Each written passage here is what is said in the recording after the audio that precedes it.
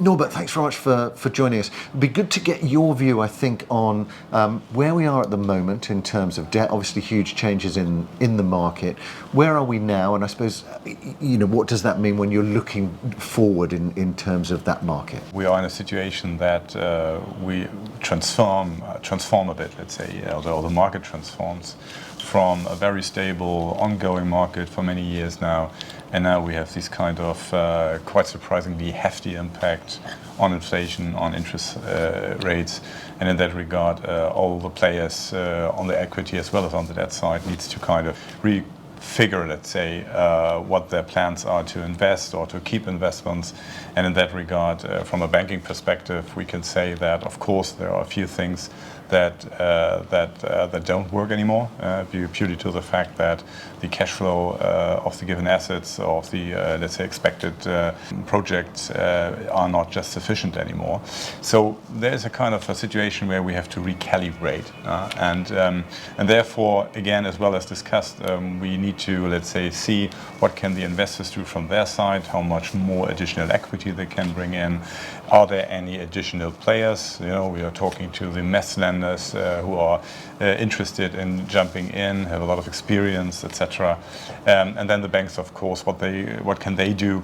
Because we are a bit limited due to the fact of re-ratings, of the fact that we have quite a substantially fully deployed loan book. But again, all in, this is a kind of transition phase, I would say, where we are in at the minute. And in terms of the borrower side, Norbert, I mean, I guess from your perspective as a bank, what are you still happy to lend on? Has that changed? What's your perspective? Berlin Hyp has been focusing on the kind of core assets and core locations, let's say, and asset-wise, typical mix of residential, office, logistics, and retail to a limited factor. At the moment, we all know that there is another impact to expect on office, with all the home office, with all the kind of impact we see here also already realized in the US.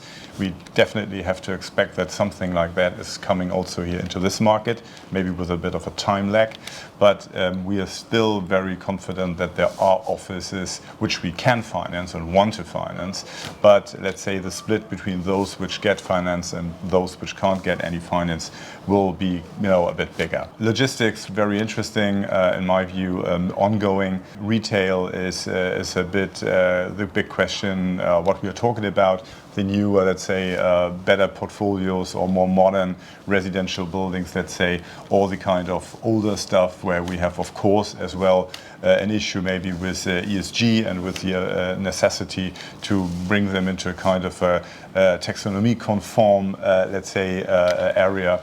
But we'll still go on and continue with financing of these kind of core asset classes, I would say. And in terms of, a lot of discussion around the non-performing loans, the funding gap, are you seeing, a kind of collaborative approach there, with other players in the market? What's the situation? Yeah, I mean, again, this is almost, from our perspective, we are all everywhere in situations, almost everywhere in situations where we have very professional partners. On the equity side, the investors, the mezz lenders, us from the senior lending side.